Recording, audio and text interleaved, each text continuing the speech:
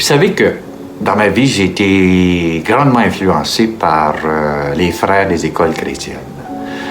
Les frères des écoles chrétiennes, pour moi, c'est ma famille, dans le sens que ils répondaient à quelque chose que mon cœur voulait vraiment vivre, être un éducateur.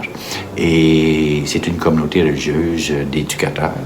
Et à ce moment-là, avec ce que j'ai reçu comme formation d'eux, m'a grandement outillé à dire que qu'est-ce que je peux faire dans ce monde complexe qu'est la misère humaine.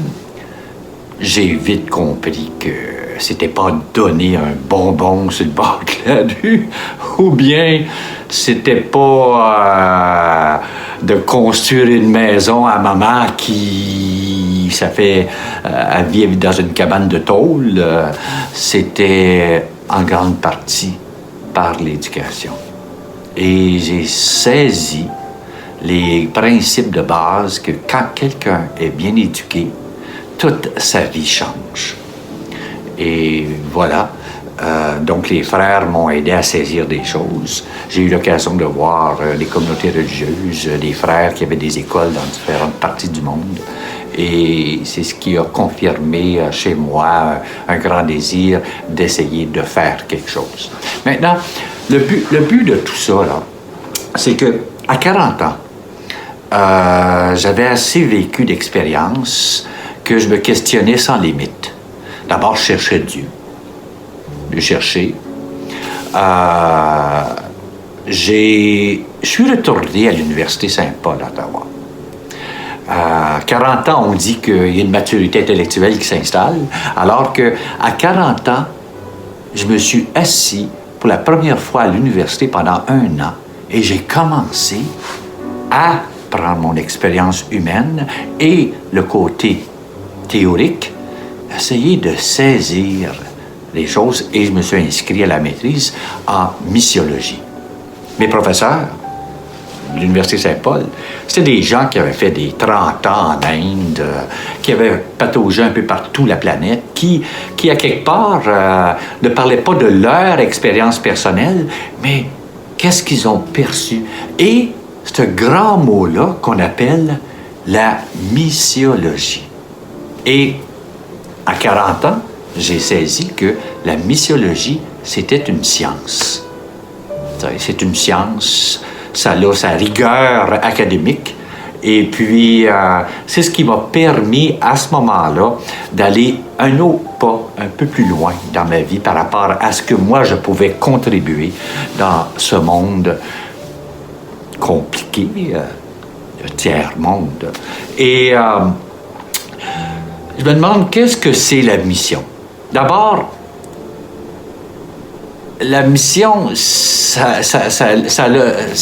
l'étymologie du mot mission, suggère une science qui parle des choses religieuses. Donc, missio veut dire envoyé.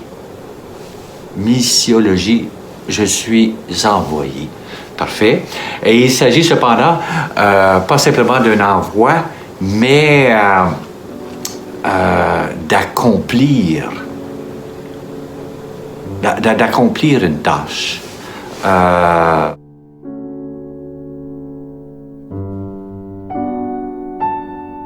Et quand je vais en mission, je suis sous une responsabilité qui m'est donnée, donc une tâche spécifique. Je ne parle pas de construire une maison, là. Donc, c'est un peu le début où ce que je voulais vous dire, c'est que faut comprendre que ce que j'ai essayé de faire à travers de mon année d'études à l'Université Saint-Paul, c'est que j'ai réalisé que j'étais un baptisé. Oui. Je ne me rappelle pas, là, mais j'ai été baptisé dans la foi de mes parents. Donc, c'était une transmission de la foi. Et puis, dans cette foi-là, qui m'a été enseignée, j'ai saisi que par mon baptême, je suis un envoyé. Mais si j'y crois. moi, j'y croyais. Donc, avec mes lectures, avec ma prière et les expériences humaines, j'ai compris vite que par mon baptême, je suis un envoyé.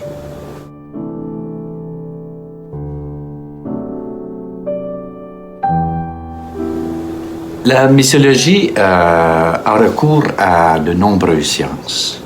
D'abord, bien entendu que en missiologie, on étudie, c'est-à-dire qu'on regarde l'écriture sainte, c'est-à-dire la théologie.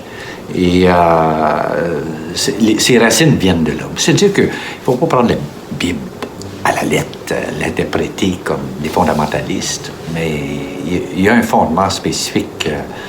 Toutes les questions de l'envoi. Puis, c'est comme on peut pas passer à côté de ça sans parler de missiologie. Et en même temps, quand on parle de missiologie et par rapport à autres sciences, on parle de l'anthropologie aussi. Et puis, il faut à tout prix, en missiologie, tenter, je dis bien tenter, de comprendre les différentes cultures.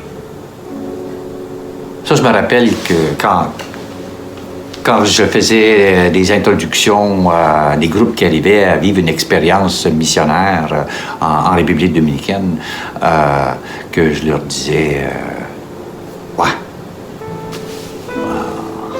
on laisse ces lunettes chez eux et on essaie de prendre les lunettes du peuple et puis on essaie de comprendre le petit séjour ici avec ces nouvelles lunettes-là. Et chose qui n'est pas évident à faire.